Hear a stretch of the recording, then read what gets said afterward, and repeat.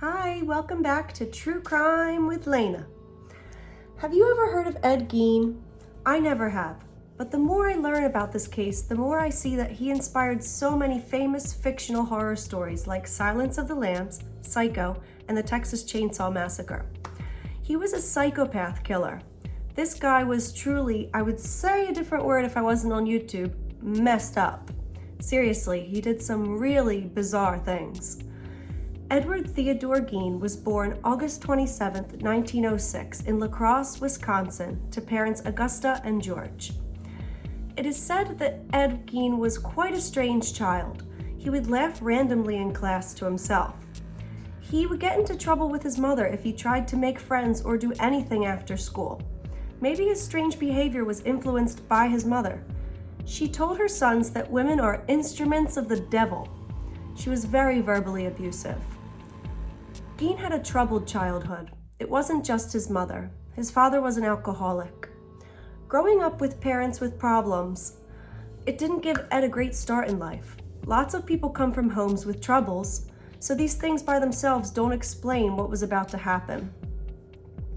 In 1915, the Gein family moved to Plainfield, Wisconsin, to a house with 155 acres of land.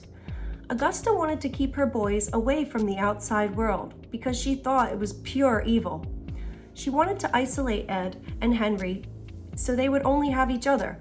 This is what some think the reason was for moving to this remote farm. His father died in 1940. After his father's death, Henry and Ed started working small jobs to make money for the family. Ed started babysitting his neighbor's children, which is a very scary thought once you find out what he is capable of. For some reason, Ed still really admired his mother. Henry Gein, Ed's brother, knew about the situation with his mother and it troubled him. He was starting to realize his mother's bizarre outlook on life was not normal and he started speaking his opinion. He would confront his mother in front of Ed about how she was treating him so badly. In 1944, Henry died a strange death. The two brothers went to do some work on their property and a fire began in the field. Ed went to the police and said that his brother was nowhere to be found, but then he brought them right to where the body was. There was no fire near him. He was not burnt. He had died from asphyxiation. His head was reportedly covered with bruises, but it was somehow still decided that it was an accidental death. I don't know. His mother died in 1945. This was only a year after his brother's mysterious death. His world completely fell apart when she died. He was left all alone and had no family left, all alone on a huge property and definitely not in the right mental state. He blocked off parts of the house that his mother used the most to keep them in the same exact condition and state as if she was still living there. Think about how creepy that is. He basically created a shrine in his own house to his mother. Ed really kept to himself and was rarely seen in public, especially during this time. In 1957, a local store owner named Bernice Warden went missing. This was 12 years after his mother died. We can only imagine what Ed had been up to during that long period of time. Ed was in her store right before she disappeared. The police went to question Ed at his house about this woman's whereabouts when they walked into a very grisly scene. Bernice Warden was decapitated and hanging upside down from the ceiling of a shed on his property. But wait, there's more. Much, much more. In the house, police also found the head of a woman who went missing 3 years prior. He later said that the two women he murdered reminded him of his mother. Things get even weirder when they start going through the whole house. There are chairs made with human skin, gloves made out of human hands. Oh my goodness, it gets worse and worse. Bowls made out of human skulls and belts made out of human nipples. And all the body parts were women. 4 severed noses, a sewed pair of lips on the drawstring for the window blinds, a vest made out of women's torso, lampshades made out of skin, and masks made out of human faces, leggings made out of women's skin from their legs. It's as if he was trying to make a skin suit. Many human heads were found throughout the house and other various body parts scattered in the home and organs in jars. This was seriously a house of horrors. Ed Gein says he only murdered 2 women, and the other bodies and body parts are from the graveyard that he lived near. He says that he would dig up the fresh bodies and use those for his disturbing crafts. I have decided not to post photos from the crime scene, well, not the graphic ones, but feel free to do some research on your own if you're curious. Ed Gein entered a not guilty plea when charged with first-degree murder, not guilty by reason of insanity. He went from one mental hospital to the next, and after 10 years was found fit to stand trial. Ed was diagnosed schizophrenic and legally insane.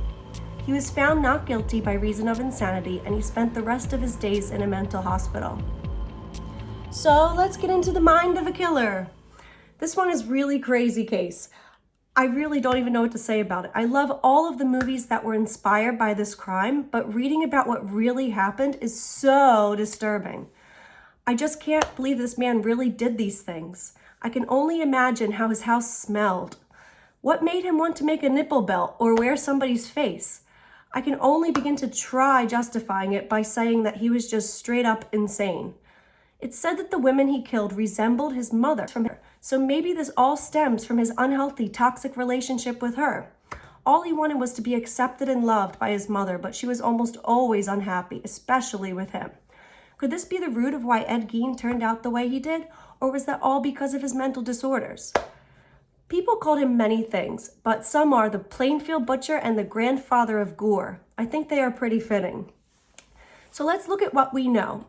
He grew up in a household that had issues, an alcoholic father and a mother who was very controlling to the point that she wanted to keep her son separated from all other people. He obviously had a love-hate relationship with her. On one hand, he created multiple shrines to her in his house, but on the other hand, he told police that the two women he killed reminded him of her. Which one was it? Did he hate her and want to kill her, or did he love her and want to idolize her?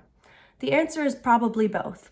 He loved her and hated her. Somehow his relationships with other people were all influenced by this strange relationship with his mother. And what is this about him creating a skin suit? Did he kill these women because he wanted to make a skin suit that looked like his mother? Was he planning on wearing it? Would that make him feel closer to her? If he actually became her in his mind? What do you guys think? In 1958, the Gein house mysteriously burnt down. Police think it was arson. When Ed was told that his home had burnt down, he acted unfazed, and what he said was, just as well.